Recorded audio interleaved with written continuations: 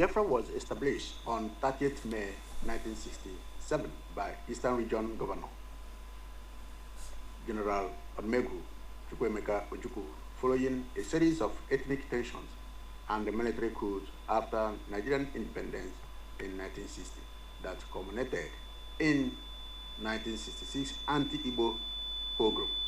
Welcome to another edition of our program. This is what no Nigerian military or democratically elected president do not want to mention. They talk of military coup of 1966 January with its accompanying deaths, but refuse to mention massacre of Igbo ethnic groups by both the northern and western citizens of Nigeria between 1966 to 1970. We are not mentioning of the past events that led to the death of many Igbos. As the anniversary of Biafra Declaration draws near, that is 30th May 2024, memories of events that took place also vibrates in the minds of those who witnessed the coups of January 15th, 1966, and the counter-coup of July 1966, whereby Eastern Nigerian military officers were assassinated, including General Aburi Inonsi, the first Nigerian military head of state. Installation of General Debunking Gowon in 1966, the stored Aburi Accord of January 4th and 5th, 1967 in Aburi, Ghana. Nigerian declared civil war of 1967 to 1970.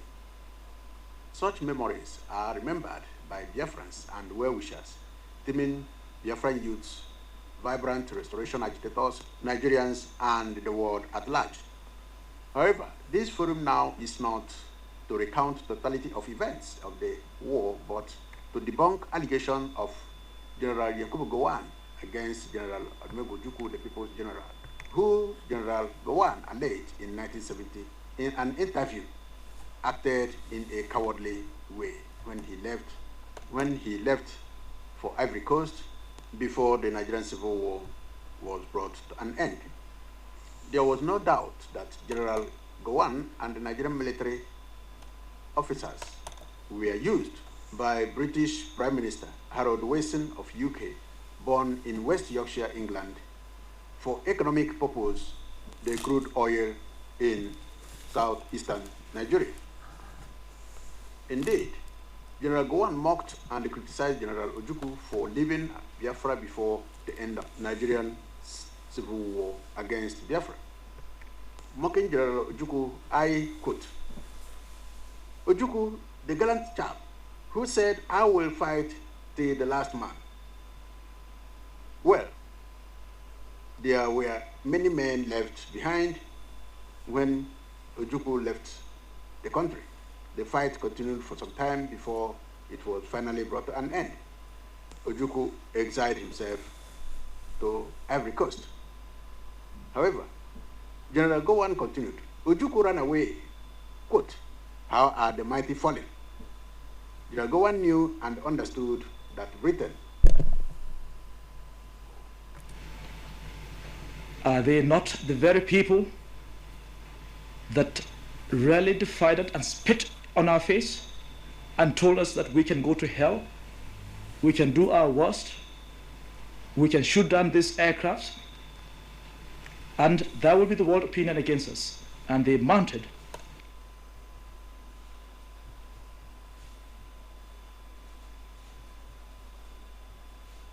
Rarely get away with what he has done to his people, to Nigeria, to Africa. Then I think they need to examine their conscience.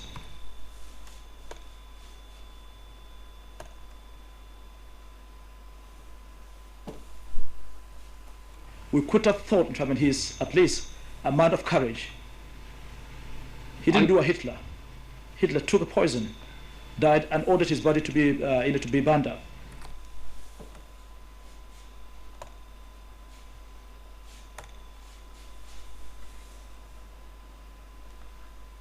And I hope and trust that this is the spirit with which, in fact, the meeting will take place. Why do you think Ojukwu left Biafra? Was it because he was a coward? Was it because he felt that he stood in the way of a settlement? Well, your guess is as good as mine.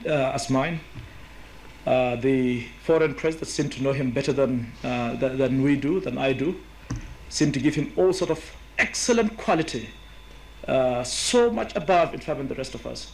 Ojukwu, the gallant chap who said, "I will fight to the last man, and I will be the last one, that will fall."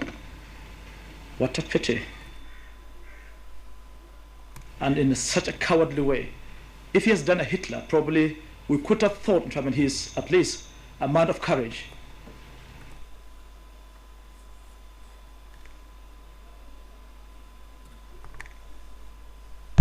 Northerners, both military and the civilian pogrom, were responsible for the declaration of Biafra on 30th May 1967 by General Chukwuemeka Ojukwu.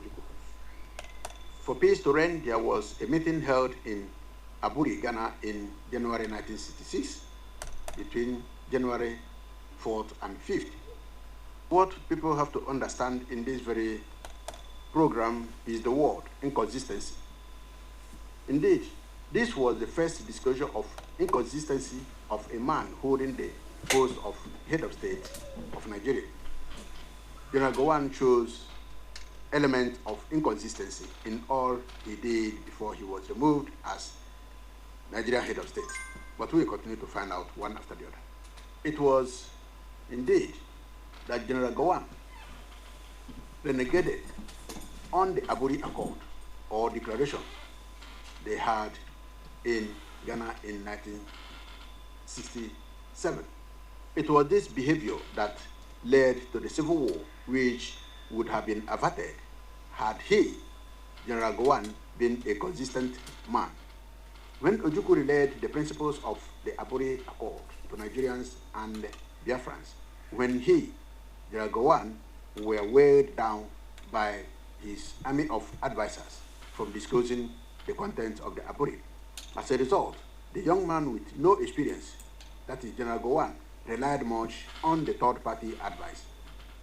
He changed his mind and understanding of the terms of the accord. Well, General Ojukwu ran away because Britain, Russia, Egypt, and all other British military contractors and machineries targeted the capture of General Ojukwu. Example, in June 1967, the new British High Commissioner in Lagos, Sir David Hunt, wrote a memo to London that the only way of preserving unity of Nigeria is to remove Ojukwu by force, unquote. General Ojukwu, understanding this language, took a break and left the nation. Again, it should be understood that the British leadership of Harold Wilson, Chief Obafemi Awolowo, the Nigerian finance minister, used food blockade policy as another war strategy against Biafra. Now we look at General Gowon, the British gallant soldier, being overthrown in 1975. His reactions as a gallant soldier and how he handled the situation. But what was General Gowon's antecedents within the military circle that drew the attention of his close friends like Brigadier General Murtala Mohammed, Joe Gaba, General Obasanjo, Major General Shehu Yadua, and General T.Y. Danjuma, and a host of others?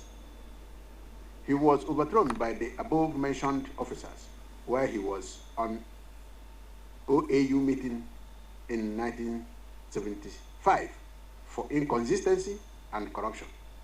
Inconsistency, another antecedent of failure of Aburi Accord, identified by his compatriots then, that led to his overthrow. This is no longer General Ojukwu identifying the inconsistency in General Gowon, but also the army officers who overthrew him. Now we will watch out to see his reaction the moment he was told that his regime had been overthrown back home in Nigeria. It was time to examine who now is a runner between him and General Ojukwu. Now we will examine General Gowon's reaction when he was told he had been overthrown by Brigadier General Murtala Mohammed. His first reaction when this was whispered to his ears, he removed his translation gadgets out of his ears and began to run. This was not a strike from British warplane or jet fighter and bomber aircraft or fire from 6 fast boats, 24 anti-aircraft guns over the roof of OAU Conference Hall, but ordinary coup that removed his weak government from power.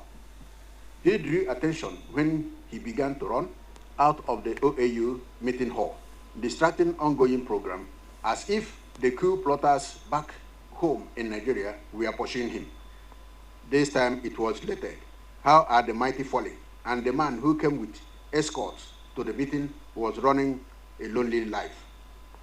Indeed, General Gowon was not the gallant soldier he believed Britain bestowed on him because of Nigerian civil war he aided them to achieve. He mocked General Ojukwu and believed Ojukwu was not the gallant soldier he made the whole world to believe. But himself, who believed he was a gallant soldier, did not resist running before the OAU member heads of state. Now, how are the mighty falling?